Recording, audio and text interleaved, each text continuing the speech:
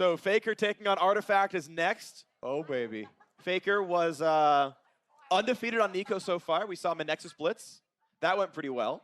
Artifact, recently we saw him on the Udyr. Had a pretty good game on the winning team. VCS Pro. And like he's one of the players on QTV's team. We saw QTV play earlier. Yep.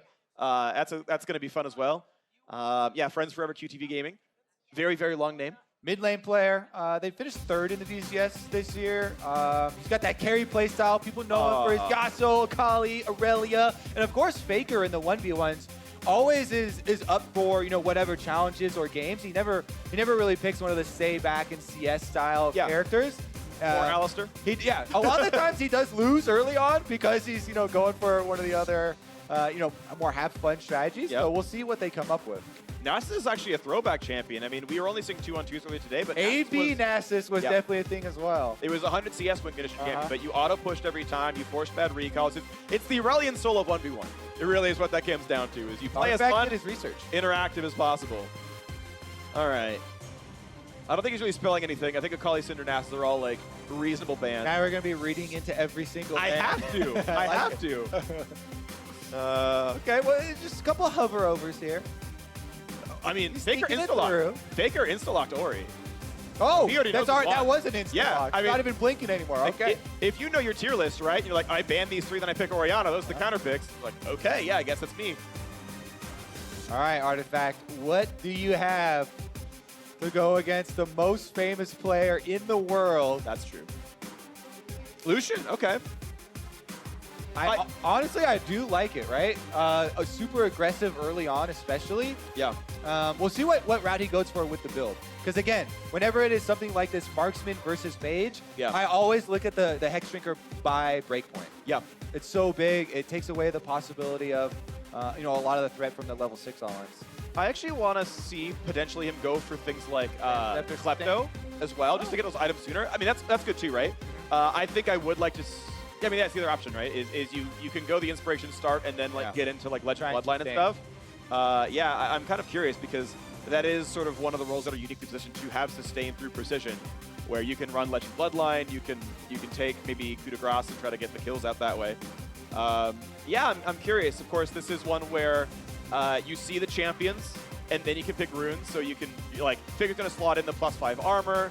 I actually really enjoy having stat choice back. Yeah, I do too. The shards. I think it's actually really, really nice. It's actually power creep. I went back and looked at how many stats Riot gave champions when they first did Runes Reforged, and then saw how many they took back and then gave back with stat shards, and now champions have more stats now. Yeah. So they're getting power crept, mostly in durability though.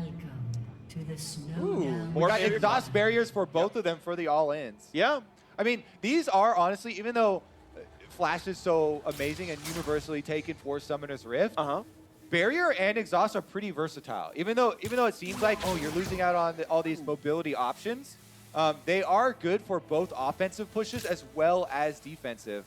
It's just a matter of kind of doubling them up and trying to bait them out of your opponent, because they are also pretty easily baitable ones. If you're something like Lucian and you have a dash, trying to bait out one of those summoners and go for a re-engage afterwards is huge. It's interesting because standard here from Ori, by the way. Yeah. This is what you expect. Mana flow ban, because there's no reason to go nullifying orb against Illusion. Otherwise, this is stuff you kind of expect to see. Overheal because you have to. I'm curious that he did Alacrity over the lifesteal, but Alacrity does have stats at 0 stacks, whereas Bloodline does not, I believe. And attack speed is actually so good for pushing early on, so we're seeing him get control of the minion wave already. I think there's a mistake, though. Artifact going cut down is the do damage to people with more health than you, and he won't even ever have the health difference to activate that rune. So I think there's one bad choice there for the Lucian. Really minor, it won't probably mean much, but that is some damage left on the table. Okay, yeah. Dash forward double auto Q. It's a pretty standard trading combo. What I'm interested about with the exhaust is the fact that FLICKR's entire burst combo is out of exhaust range, and Lucian's ult is out of exhaust range. So there can be situations where you have no summoner spell in a bad trade if it's played correctly. But yeah, FLICKR's doing such a good job in lane. It's something that both of them can opt into too. Yeah, but FLICKR's ball control you're talking about, he's always trying to keep it for max distance attack moves here and keep it between him and Artifact. Artifact's still getting the minion wave push. Yep. And they've both been able to burn one potion off of their opponents. FLICKR, of course, because he started Duran's shield or Duran's ring, does get 2 of them at the start. Yep. And so far, Artifact's trying to push. CS is 19-13, so Artifact is winning in this, and we know how hard it is to last it under turret. So Artifact may be able to have more gold and priority on the first recall. Good trades on FLICKR as well. Yeah, and he's forcing him to trade back, right? So FLICKR doesn't get to auto these minions. He's gonna miss one caster there. Gets that one. Pretty big CS. This one he has to. Wow, nice. Yeah, Artifact actually doesn't even go all the way back. He just gets a health relic here to try and continue to push FLICKR under turret and force him to miss more CS. Yeah, and it's working. Right? This is actually really, really good. He's up 5. He's going to continue to have tempo, it looks like. I forget, did he go... is he Inspiration secondary? Or is he Sorcery secondary on the Lucian? Do you remember?